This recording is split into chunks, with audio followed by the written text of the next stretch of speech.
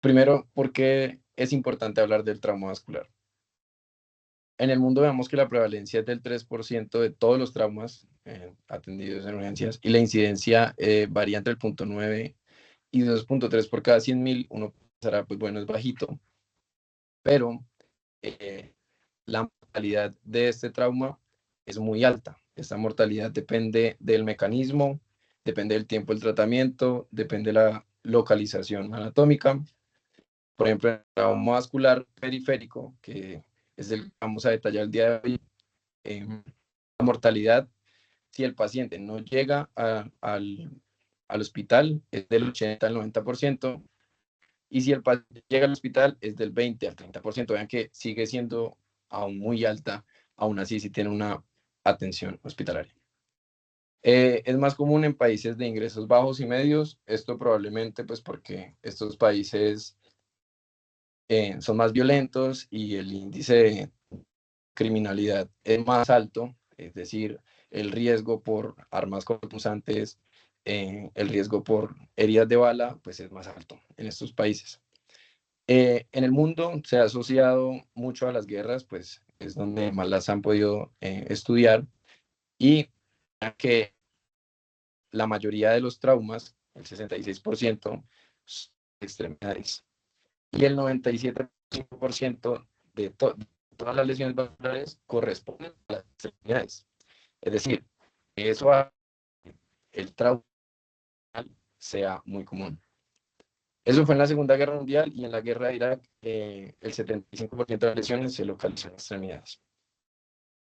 Entonces, esto es, sigue Sebas, por favor.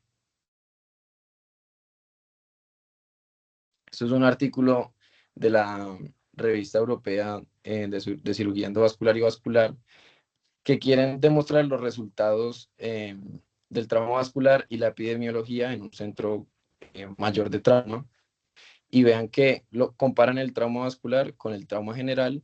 Vean los N, son el trauma general un N mucho más grande, pero vean los porcentajes. Si bien el trauma general tiene un N más grande, por ejemplo, en los requerimientos de transfusión masiva, el 36% de los pacientes con trauma vascular la requieren. Sin embargo, el 3% nomás de un paciente con trauma general la va a requerir. Entonces, si bien el N es más pequeño, digamos que la implicación es más alta. Lo mismo en la admisión de unidad de cuidados intensivos, con un 49%, la diferencia es más o menos de un 20%, y los días de estancia hospitalaria, que difieren más o menos de 10.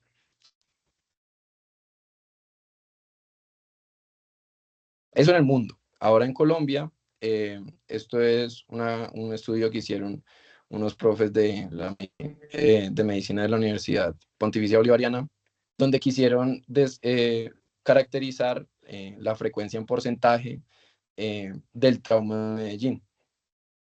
Sobre todo, pues de los accidentes de tránsito, sobre todo porque en Colombia, diferente al mundo, se asocia el trauma vascular, el trauma en general y el trauma vascular, más accidentes de tránsito que pues a las guerras. ¿Sí? Si bien Colombia es un país pues donde hay guerra, se asocia más a esto. Vean que entonces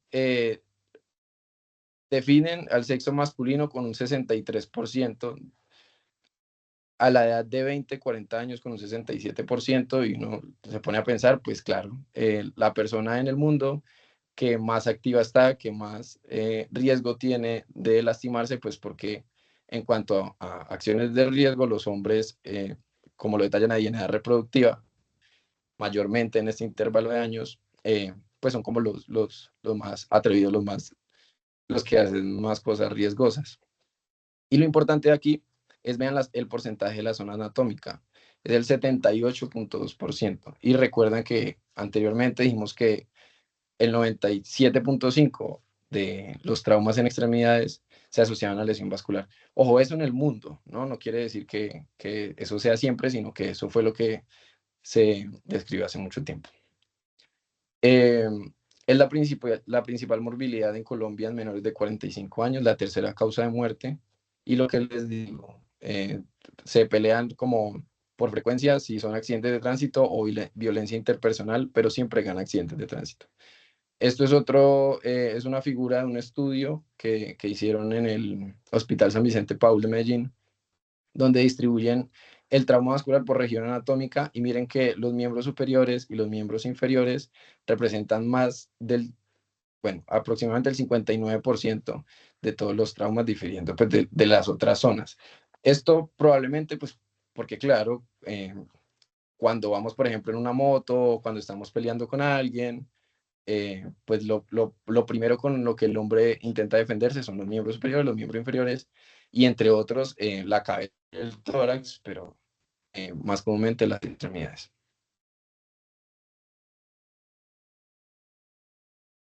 Estos son los mecanismos de lesión vascular. Digamos que lo grande aquí importante a saber es que uno los puede dividir en penetrantes y no penetrantes y las lesiones iatrogénicas cuando hablamos de trauma vascular. El penetrante, lo importante saber es que cuando son balas por arma de fuego de alto calibre, hay un fenómeno que se llama el fenómeno cavitacional, que es que la bala entra y genera un daño en el sitio de entrada en el cuerpo, pero por el efecto de la onda tan fuerte que trae, genera lesión a los tejidos periféricos y esto genera pues un estado como de trombosis.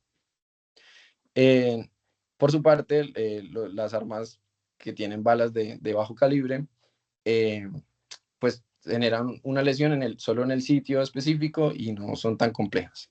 Tienen un buen pronóstico. Asimismo, como las lesiones penetrantes por herida por arma blanca o restos de vidrio o restos de metal, que son los más frecuentes, eh, son lesiones finas que tienen un buen pronóstico eh, porque el manejo pues es más sencillo, o más bien sí, tiene mejores resultados.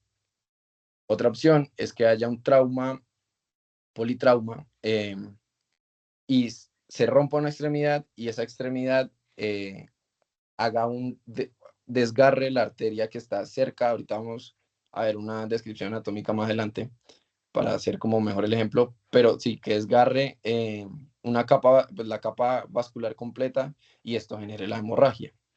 Esto tiene pues unos desenlaces más pesaditos porque pues su manejo es más complejo. En las no penetrantes, entonces, así como en la penetrante hay por trauma de óseo, también en la penetrante hay por trauma óseo, pero esto no causa un desgarro de la arteria, sino que simplemente la comprime o la aplasta, y ese aplastamiento hace que, pues, por el estado inflamatorio y trombótico se genere un trombo y puede desarrollar, por ejemplo, trombosis venosa profunda post-trauma contuso. Otra es que el fenómeno de aceleración-desaceleración, esta no abordamos tanto en esta porque esta se asocia más con trauma de vasos centrales o grandes y las caídas de alturas. De las lesiones iatrogénicas, las más comunes son por catéter central, la cirugía laparoscópica, esto era más antes, ahorita los cirujanos pues son más entrenados y tienen menos efectos adversos. Y la arteriografía. Veamos la siguiente diapositiva, donde muestro, cambio, o sea, eso. Este es un artículo de cirugía vascular, hablan del trauma vascular desde la visión del cirujano.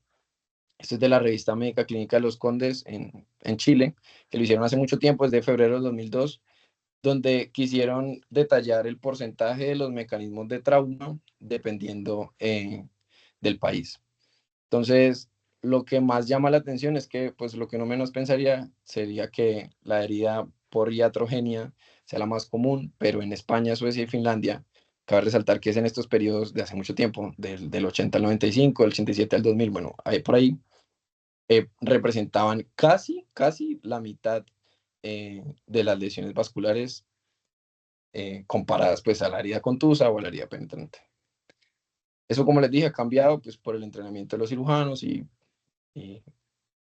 y bueno, pues por eso. Entonces, cambio las Sebas.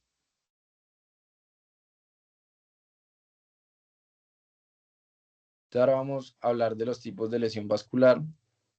Hay lesiones primarias y secundarias. Las secundarias son como el resultado de estas, pero las que hay que conocer son estas primarias, Y son estos conceptos: la laceración, que es em, una lesión parcial de la capa vascular, muy diferente a la transección arterial, que es como una laceración, pero una laceración completa, ¿sí? Es una pérdida completa de toda la capa vascular, y esto obviamente pues causa el sangrado espontáneo de una vez.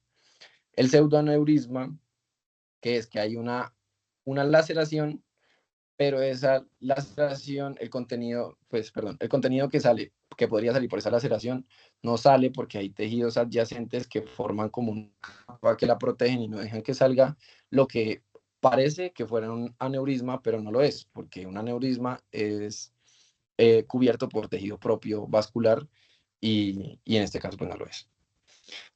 Sección, que es una pérdida de una capa de la arteria, y esa pérdida de esta capa predispone a que la sangre se pueda meter por ahí, y al meterse por ahí desgarre más las capas, y posteriormente termina una transección arterial. Otra es el estrechamiento luminal, que pues no es más que, es un ejemplo claro de cuando les hablaba de las lesiones por aplastamiento.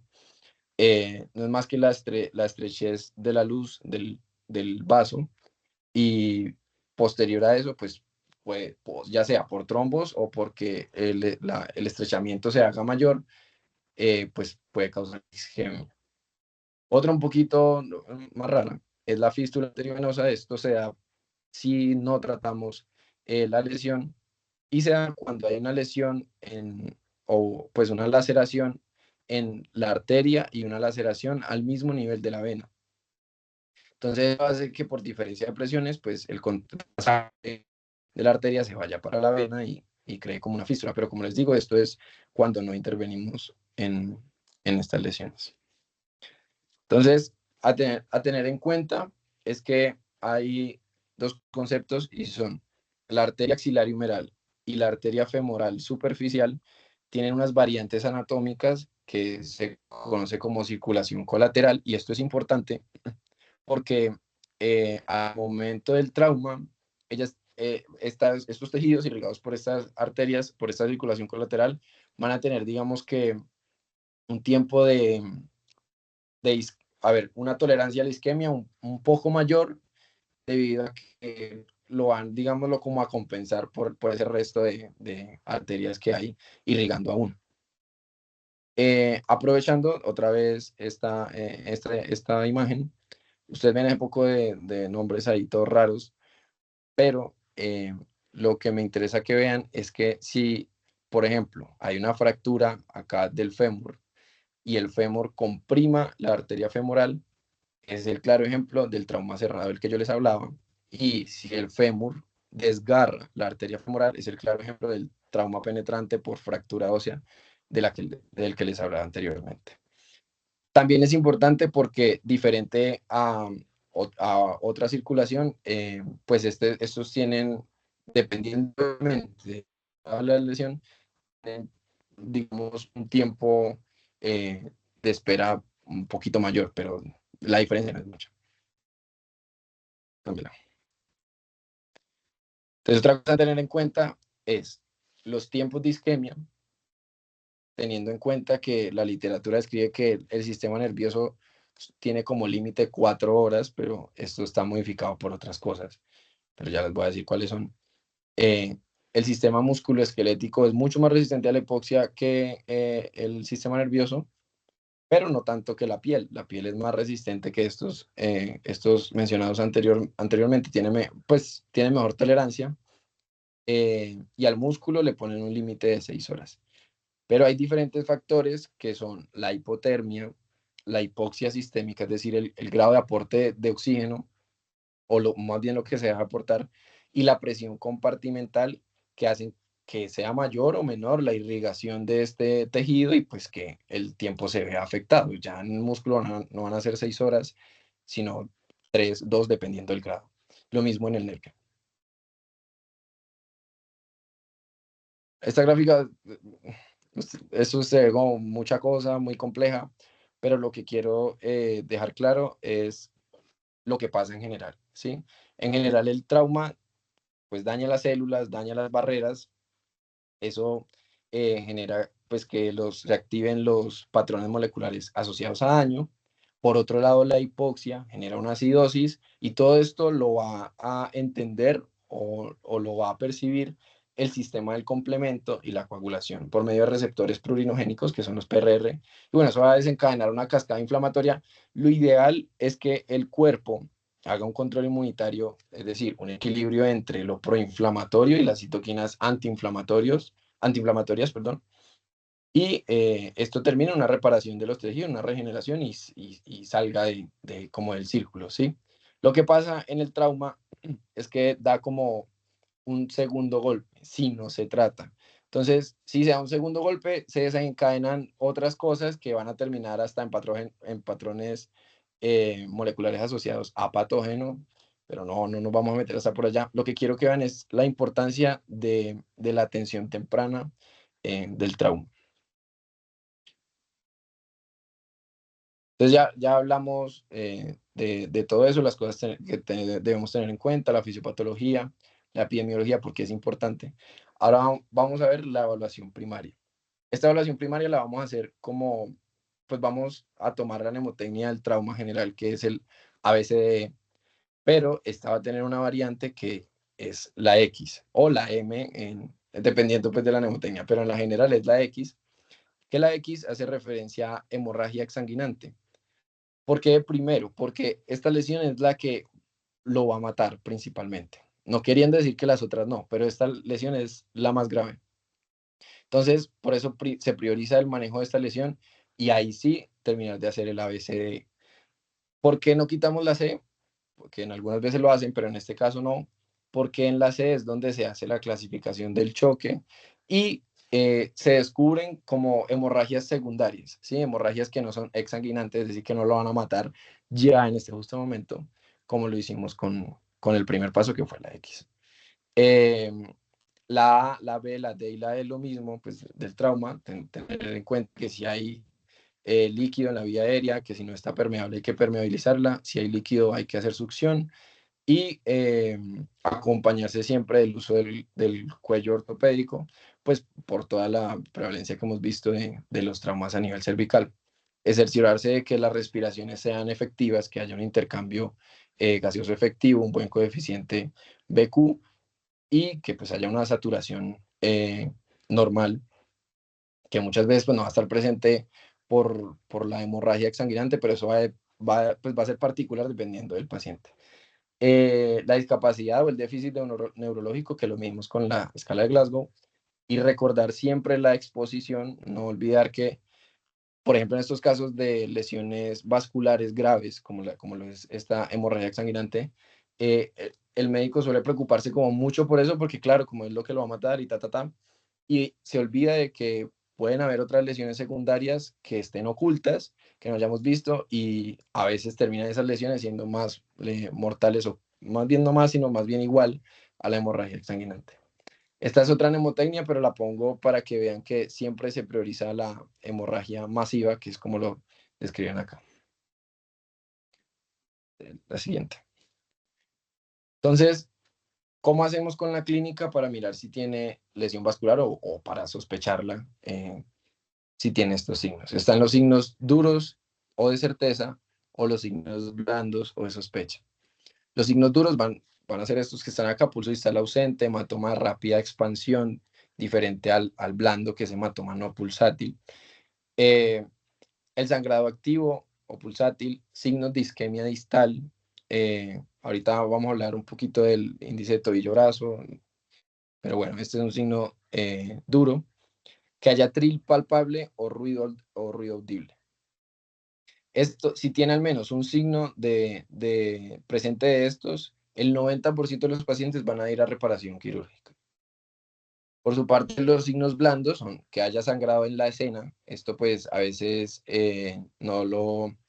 como lo digo, no lo objetiviza el personal prehospitalario ni el paciente, entonces a veces no se sabe, pero siempre optamos como por dar el beneficio de la duda. Herida en trayecto vascular, hematoma no pulsátil, como lo decía anteriormente, que haya déficit neurológico, es decir, un Glasgow menor a 15. Ya ahí de uno lo clasifica dependiendo del Glasgow, pero déficit neurológico es menor a 15. Disminución del llenado capilar, un llenado capilar mayor a 2 segundos, y pulsos que estén disminuidos pero palpables. Recuerden que si el pulso está ausente, ya no es blando, es duro. Si tiene al menos un signo de estos blandos, la probabilidad es del 30%. Si tiene dos signos es del 60%, y tres es aproximadamente el 95% de lesión vascular. Bueno, ahí está una foto, pues, para caracterizar la lesión. Ahí. Entonces, como les decía, si aún hay sospecha de lesión vascular, yo puedo utilizar el índice de tobillo-brazo. Esto está muy discutido porque digamos que la evidencia pues a veces no es suficiente, pero lo ideal es optar por el beneficio de la duda, ¿sí? O sea, si lo podemos hacer, pues lo hacemos. ¿Cómo se hace? Se calcula la presión arterial sistólica del tobillo y la presión arterial sistólica braquial del miembro superior contralateral, y esto nos va a dar un índice. Este coeficiente nos va a dar un índice. El valor normal es que sea 1, si está alterado, es decir, está menor a 1, o sea, menor o igual a 0.9, nos dice que hay una disminución del flujo arterial. Entonces, este es un estudio que hicieron para, para ver qué tan útil era realmente el índice, no de tobillo brazo, hicieron un índice arterial superior, pero funciona igual. Entonces lo que compararon, lo que quería, bueno, perdón, no lo compararon, sino lo que quisieron mirar era qué tan similar eran los resultados epidemiológicos con unos estándares de referencia que eran la Angiotac, que más adelante vamos a ver que es en el estudio de elección, y hallazgos ya intraoperatorios, pues que con certeza es lo que es, ¿sí? Entonces, los resultados fueron una sensibilidad y una especificidad muy baja en todas las lesiones, un valor predictivo positivo muy bajo, pero vean que hay un valor predictivo negativo pues altico, pero no es del 100%. ¿Eso qué quiere decir? Puede que algún índice de tobillo, brazo, o en este caso el superior, que nos salga alterado, puede que realmente no esté alterado, si bien tiene un valor predictivo negativo muy alto. Entonces, pues la idea central acá es, la evidencia no es mucha, algunas veces dicen que no, algunas veces dicen que sí, pero siempre como optar por eh, lo mejor hacia el paciente. Sí. Entonces, para hacer el control de la hemorragia, eh, debemos primero pues aplicar presión en el sitio de la hemorragia, presión digital. Después, si el sitio tiene un lugar cavitado donde podamos introducir gasas y hacer como un tipo de empaquetamiento, lo deberíamos hacer, sino hacer una presión superficial con las mismas gasas. Después de esto, hacer un vendaje compresivo, hacer uso del torniquete y después definir cuál es el manejo definitivo. Vamos a hablar del torniquete. eh, ¿Cómo ponerlo? Esto es el torniquete CAT, que es el que usan, pues que está avalado por las fuerzas militares estadounidenses y es el que usan ellos. Y lo primero que hay que hacer es sacar el torniquete pues de donde esté, generalmente está en el botiquín, disponerlo para la colocación en el brazo o en la pierna, dependiendo de la extremidad donde esté. Hay que colocarlo lo más proximal posible a la herida, pero el límite son 5 centímetros. ¿Esto por qué? Porque si lo ponemos cerca o casi encima de la herida, pues no vamos a tener certeza dónde ni que viéramos lo profundo. Eh, Puede que como esto es un tejido lábil, esa arteria se retraiga y pues como que se corra para atrás, y en vez de comprimirla, lo que hagas es obstruir que la hemorragia salga, pero se genera como una hemorragia interna porque el vaso no está ocluido, lo que está ocluido es el tejido, pues la piel. Entonces por eso nos sugieren 5 centímetros arriba de la lesión, pero lo más proximal posible a la lesión. Después de ponerlo, entonces hay que ajustar la banda al grosor del miembro lesionado, hay que hacerlo con fuerza. Se discute cuánto es la fuerza, algunos dicen que después de que desaparezca el sangrado, 100 milímetros de mercurio más, bueno, aquí no hay cómo medirlo, uno, y dos, como para tenerlo práctico, uno aprieta hasta donde el sangrado se detenga. Una vez el sangrado se detenga, dejo de apretar y ya, porque ahí es donde tengo certeza que el torniquete está obstruyendo la arteria y no permitiendo pues, la salida de la sangre. Hay que girar el bastón, eso es como para bloquearlo. Repito, eso en el torniquete CAT hay distintos torniquetes. Después de asegurarlo, hay que aplicar el torniquete para detener el sangrado en 1 minuto. Obviamente, dependiendo del grado del sangrado, pues vamos a dejar el torniquete. Dicen que es seguro máximo hasta 2 horas, pero para términos prácticos, seguro máximo hasta 1 hora. Es decir, ya un torniquete y ya pasó 1 hora, soltémoslo. Justamente para eso, después de dejar el torniquete puesto, de asegurarlo con el bastón, le ponemos el resto de la cinta y encima de la cinta le escribimos el momento de la aplicación, pues para saber exactamente cuánto tiempo ha pasado de eso. Después de hacerlo, pues comunicamos con el personal de sanidad para seguir con la atención.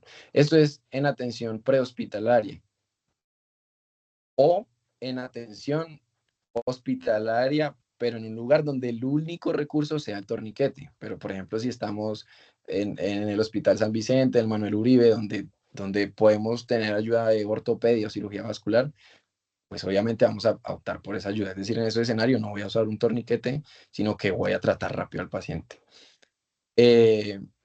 La literatura solo habla de atención prehospitalaria, pero digamos si lo traemos a la vida real, pues en un lugar donde no tengamos más, es lo que tenemos, es decir, es lo que hay y hay que usarlo.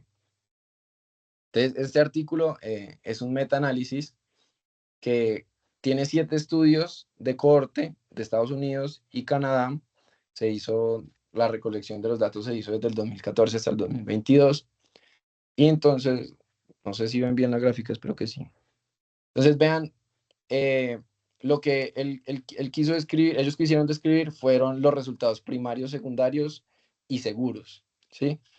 De los resultados primarios, pues lo que quisieron ver fue obviamente la mortalidad, entonces cogieron los 7 estudios y compararon los pacientes que habían usado torniquete antes de llegar al hospital y los pacientes que no habían usado torniquete antes de llegar al hospital, es decir, en la atención prehospitalaria. Vean que la diferencia de la mortalidad fue de 87 en un N de 1692 de los que sí habían usado torniquete anteriormente y 162 de los que no.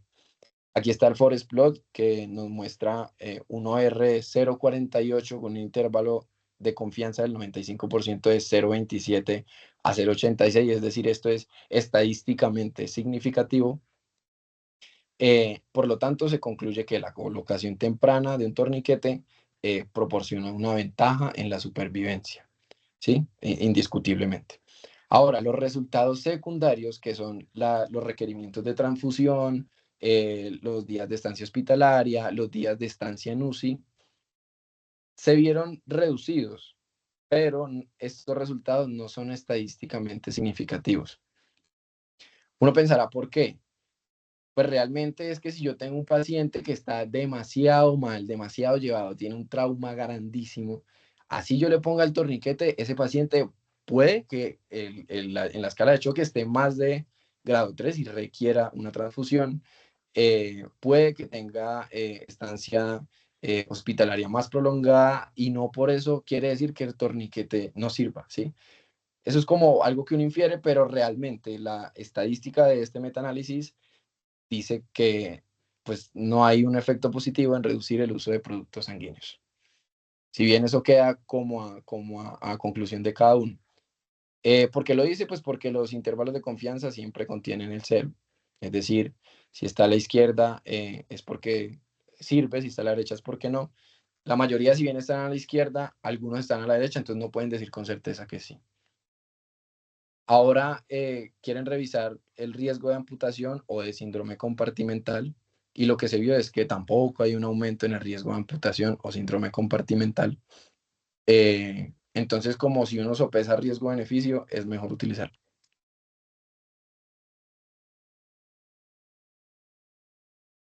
Bueno, Ya cuando hablamos de manejo, tenemos que tener muy en cuenta algo, y es que en las extremidades vamos a tener principalmente tres estructuras, que son los músculos, el hueso y la parte neuromuscular, que son los vasos y los nervios. Como bien ya hablamos, como mi compañero mencionó, las fracturas es una causa muy alta, pues una causa muy frecuente de trauma vascular, por lo cual voy a empezar hablando del manejo sobre este tipo de, pues, de situaciones. Entonces, el Sage Journals nos sacó un artículo en el 2022 donde nos mostraba cómo podemos manejar ese tipo de situaciones. De lo principal es obviamente manejar el dolor. Si el paciente va a estar muerto de dolor, hay que darle morfina, hay que titularlo y hay que hacerlo pues muy bien para evitar. También hay que evitar la exposición a contaminantes. Recordemos que sobre todo en una fractura abierta, eso es muy susceptible a una infección, porque pues todos los tejidos, la barrera que es la piel, está abierta, por lo cual cualquier patógeno va a ser de muy fácil acceso. Entonces hay que evitar cualquier contaminante. Entonces hay que hablar al paciente y evitar que él tenga, no sé, que se cerca a algo que puede que nos aumente el riesgo de una infección. Otra cosa es evitar la exploración o la manipulación y la irrigación. Aquí algo muy importante que quiero que tengan en cuenta, cuando me refiero a evitar la irrigación, es la irrigación directa, es decir, que usara la bolsa de solución salina y le da chorro. Eso no se hace y en la práctica muchas veces se hace y lo cual es incorrecto porque lo que estamos haciendo es barrer los pocos coágulos que estamos haciendo y dañarle el tejido que no había dañado o el tejido que ya estaba dañado, dañarlo todavía más. Entonces no se hace. Por el contrario, lo que se hace es una irrigación, pero muy lenta por gravedad, o el uso de compresas con solución salina. Otra cosa que también tenemos que hacer es la movilización, obviamente para evitar que se empeore el trauma, que se empeore el daño. Otra cosa muy importante es la profilaxis antibiótica. Esta se debe iniciar en la primera hora, ojalá antes de las 3, pues antes de las 3 horas después de la fractura, pero la primera hora es vital usar esa profilaxis. ¿Qué esquema podemos utilizar? Eso está muy debatido. Hay muchos esquemas. La Asociación Británica de Cirugía Plástica y de Ortopedia nos recomiendan este esquema, que es el amoxicilina ácido clorhidrato 1.2 gramos cada 8 horas o el cefuroxima 1.5 gramos cada 8 horas. Si hay alergia a las penicilinas, se le puede dar clindamicina. Pero igual, como repito, eso depende de cada hospital. Cada hospital maneja su esquema diferente. Ese es un esquema que ellos proponen. Y otra cosa muy importante es la vacunación antitetánica. Otro tema también importante al hablar de fracturas abiertas es la amputación. ¿Cuándo amputo o cuándo no amputo? ¿Cuándo decido hacerlo o cuándo no hacerlo?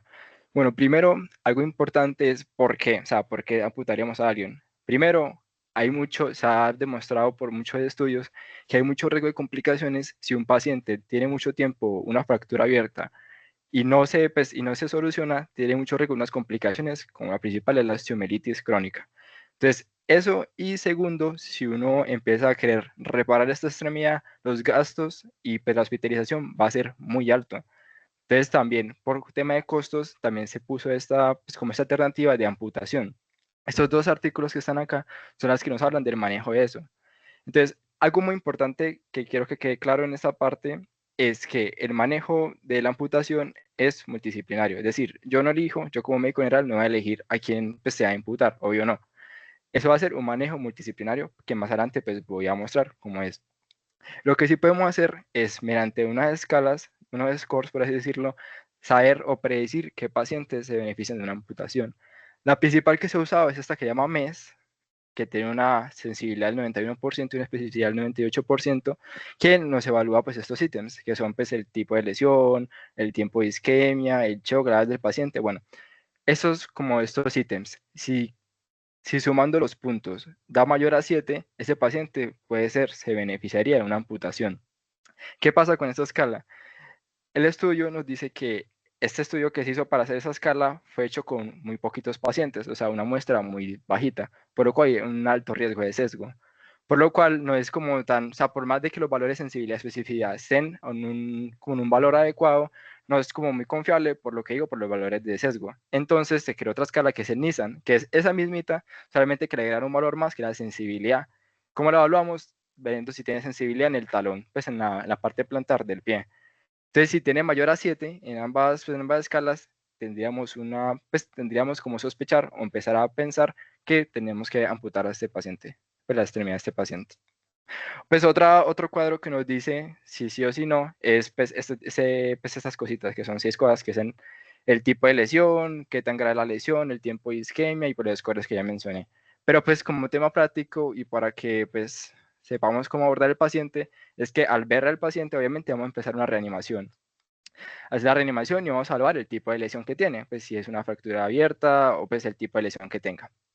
También vamos a evaluar el estado del paciente, si está estable, si tiene shock, bueno, las comorbilidades que tengan. ¿Esto por qué? Porque muchas personas que tienen fracturas van a tener o diabetes o son fumadores y esto va a retrasar muchísimo lo que es la consolidación o lo que es la recuperación de esos pacientes. Entonces, esos pacientes hay que tener más en cuenta que ese paciente lo más probable es que vamos a tener amputándolo porque no va a ser muy viable que esa extremidad siga pues con él.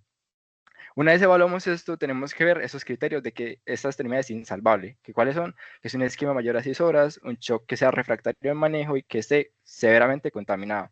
Una vez nosotros tengamos esto, tenemos que pensar en que lo más probable es que tenemos que amputarlo. Y como bien dije, de manera multidisciplinario. O sea, yo no soy el que voy a decir si tengo, por ejemplo, hago todo esto y veo que el paciente tiene un score muy elevado y que probablemente hay que imputarlo, tengo que hablar pues, con el equipo de trabajo, con el ortopedista, con el cirujano, para que entre nosotros, y el paciente, obviamente el paciente es muy importante, y la familia del paciente, para que entre todos nos pongamos de acuerdo para pues, hacer el debido eh, procedimiento. Bueno, hablando de las imágenes, actualmente hay tres imágenes que se pueden utilizar, que es el ecodoppler, el angiotac y la angiografía. El gol estándar, y que creo que se quede muy claro en esta diapositiva, es el angiotac. Y voy a empezar a explicar uno por uno y por qué el angiotac es como el más usado y el gol estándar el de primera línea. Empezando por la angiografía antiguamente era el gol estándar, ¿cierto? ¿Por qué? Porque era menos dañino, por así decirlo, hacía menos daño que la cirugía. Entonces, por mucho tiempo fue el gol estándar. Aparte, pues como es una angiografía, literalmente es como el único método que tenemos a ciencia cierta de ver la lesión en tiempo real y también de tratarla.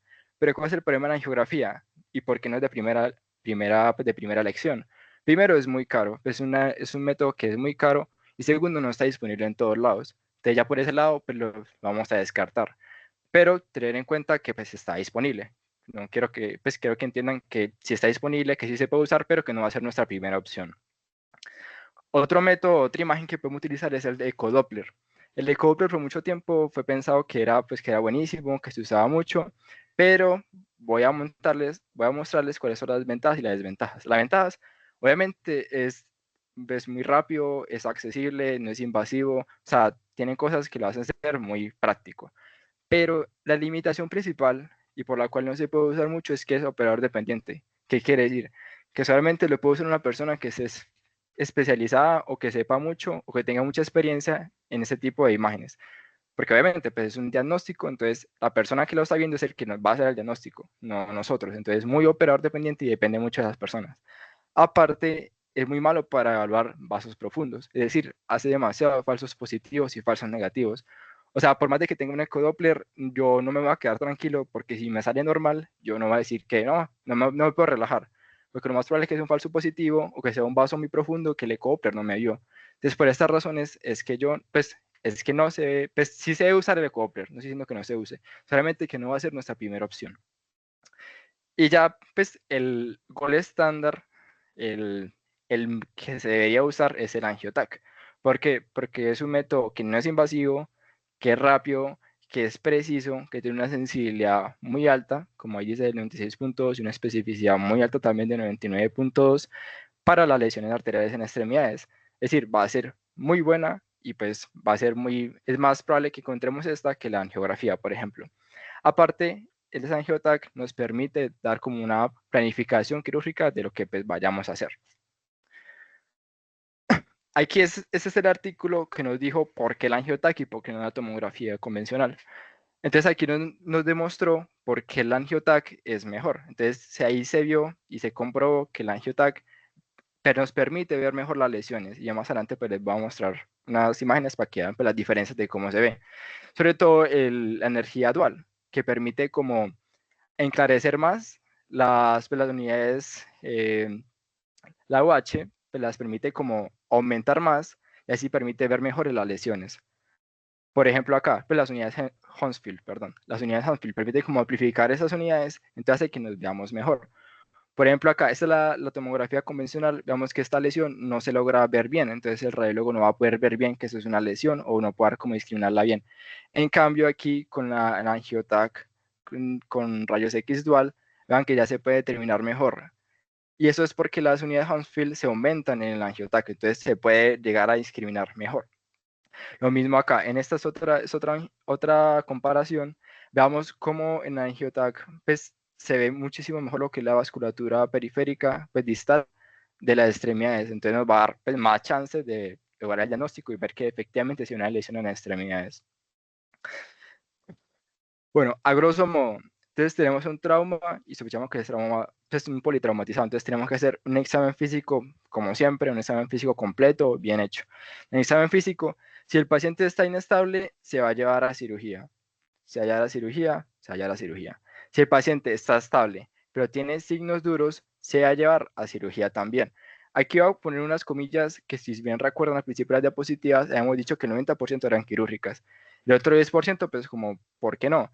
Resulta que muchas veces cuando en un trauma de una extremidad, por ejemplo, sea multitraumatizado, o sea, por ejemplo, sea una escopeta que le pegó a la pierna, son múltiples lesiones vasculares, entonces, pues, en ese sentido, en este caso, recomiendan hacer un angiotac antes de llevarlo a cirugía. ¿Por qué? Para poder programar bien lo que es la cirugía, para saber cuáles son los puntos donde están las lesiones y para poder programarla bien.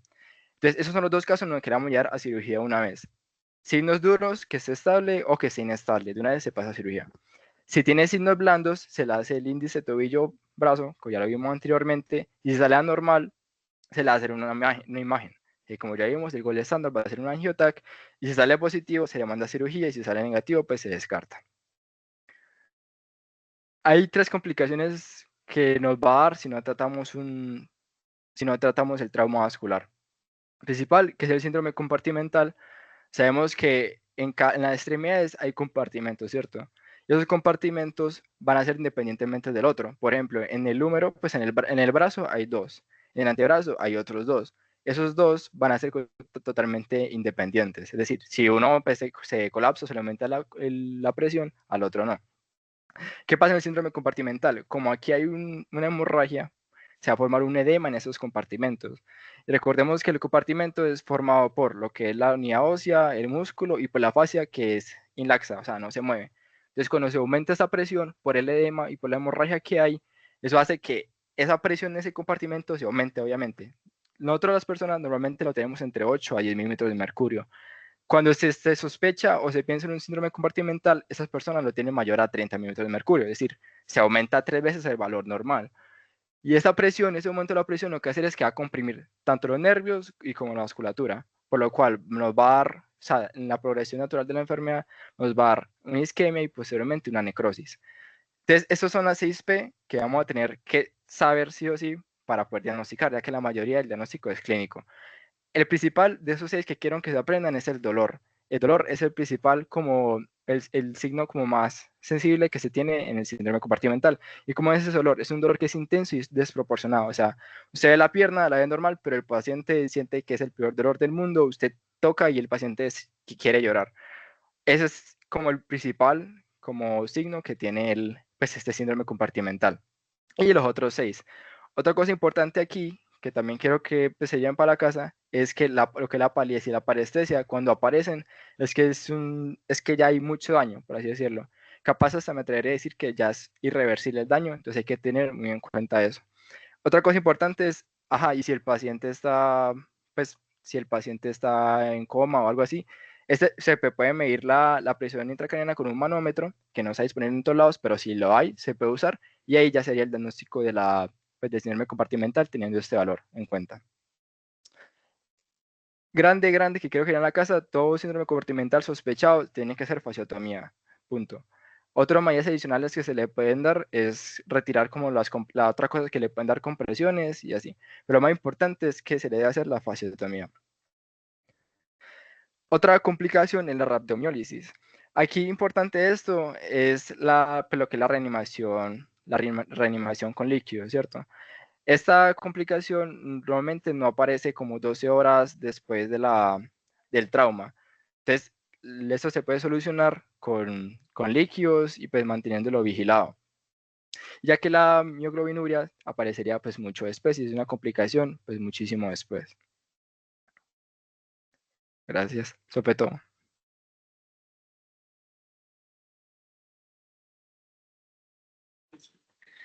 Muchas gracias. ¿Alguien tiene alguna pregunta?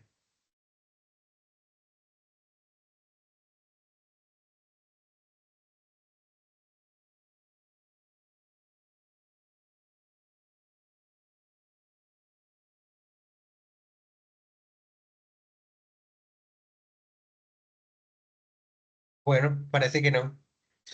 Entonces eso es todo por hoy, por esta noche. Quiero avisarles también que el viernes, entre las 3 y 5 de la tarde, vamos a tener una práctica.